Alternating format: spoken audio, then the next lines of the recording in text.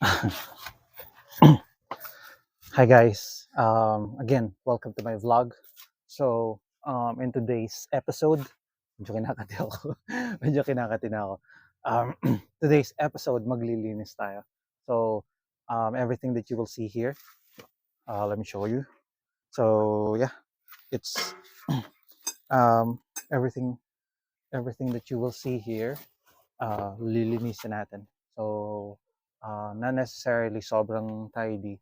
Basically, ito is lagayan ng gamit na baga kung ano-anong random stuff ni nanay. And since magmo-move out na ako sa old house ko, or doon sa nirerentahan ko na dating place ko, may mga stuff na hindi na kasya dun sa lilipatan ko. So, I'll probably put in here yung mga stuff na hindi ko gamit, pero hindi ko pa matapon. So, yun. Or mga hindi naman dapat itapon, pero hindi naman laging ginagamit. So, yun. And also, ginagamit din to kasi ano to eh, parang mayroong ano, parang bakod na rin, mini bakod na minsan pinagkukulungan to ng mga dogs, kapag let's say bagong ligo, or kapag ayaw lang talagang palabasin para hindi madumi, or nangahabol ng mga chicken. So usually ito yung temporary na pinaglalagyan sa kanila. So yeah, very functional na place. Pero what happened kasi is so yung paligid is may mga puno na medyo maliliit lang naman. I mean mga mid-size, hindi naman sobrang laki.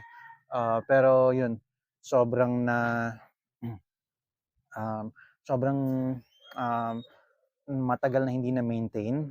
So napuno ng mga dahon, and then what happened is nung isang araw tinanggal ko yung mga sanga. So clear out ko kasi natatabunan na talaga siya ng mga dahon, ng mga sanga at saka mga dahon. Hindi na maka-get through yung araw. And then at the same time, yung mga trapal, yung mga plastic na nakabubong, ano na rin, punong-puno na rin ng mga dahon na tuyo. So after kong tanggalin yon, medyo marami pang natira.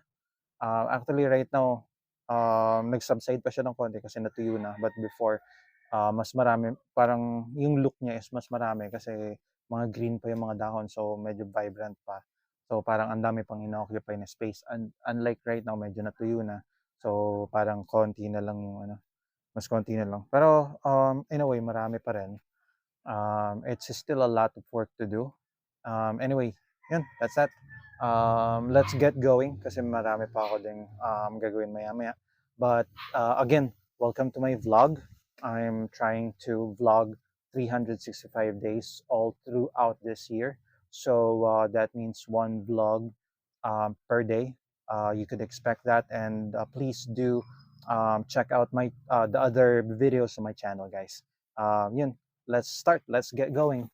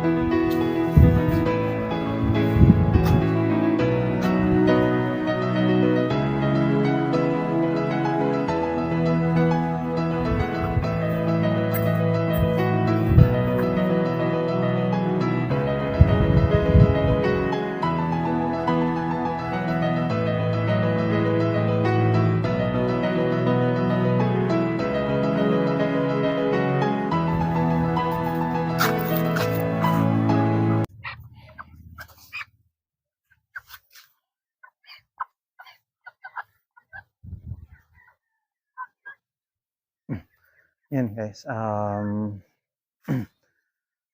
it's been over an hour. So, yun, natapos kan tayo. And at least right now, nakakapag-roam around na yung mga manok dito. Before kasi, yung ko, parang sobrang chaotic dito na even sila hindi sila nag-a-attempt na pumunta dito. Kahit naka-open naman yung gate. So yun, anyway, um, yeah, I hope you like the content. Um, it's uh, it's pretty normal, nothing fancy, but what we're trying to do is basically vlog different things that is going on in my life, not just yung mga hindi lang yung work from home or hindi lang about business, but everything that goes around. So I mean everything that goes around um, in a year. So may mga ganitong instances talaga. It doesn't have to be every day, pero at least ma-vlog natin for the sake of variation. So yun, bye. Yan. Hindi ko na pinakalman yung ibang mga stuff kasi yan, may inventory system yung nanay ko. So ayoko naman na i-disown niya ako dahil sa pinakalman ko yung ano niya, yung yung advanced inventory system niya. So yan, may mga stuff akong ilalagay dito pero konti lang. Pero earlier kasi sobrang chaotic nga na halos hindi ko alam kung saan ko ilalagay dito yung or kung saan ko isisingit. Hindi kasi ito talaga ginagamit. Parang yung mga nandito, mga stuff na hindi ginagamit pero ayaw pang itapon. Yung mga ganun, medyo old school na maximalist. But anyway, yeah, there's a lot to expect pa from future vlogs. Please do like the video if you liked it. Please do subscribe. I would appreciate if you would subscribe sa channel so that you could join me sa mga kasunod na video. I promise that it's not gonna be the same all throughout the year. Mayroong mga variation. We will try to find a balance between things na nangyayari within the year. Definitely may mga learnings, definitely may mga things na sobrang normal lang, sobrang mararanasan nyo rin on a day-to-day life. So I hope nakaka-relate din kayo. There's a lot actually of good things, of learnings that I promise to unpack as well, to share as well in the future. There's a lot of there's a lot of room for us to share a lot of things kasi yun nga 365 vlogs yon. So I'm for those who are new, I'm in a journey into vlogging the entire year of 2024. So that would be 365 days, 365 vlogs, one vlog per day. And I hope you can join me. Thank you. Bye.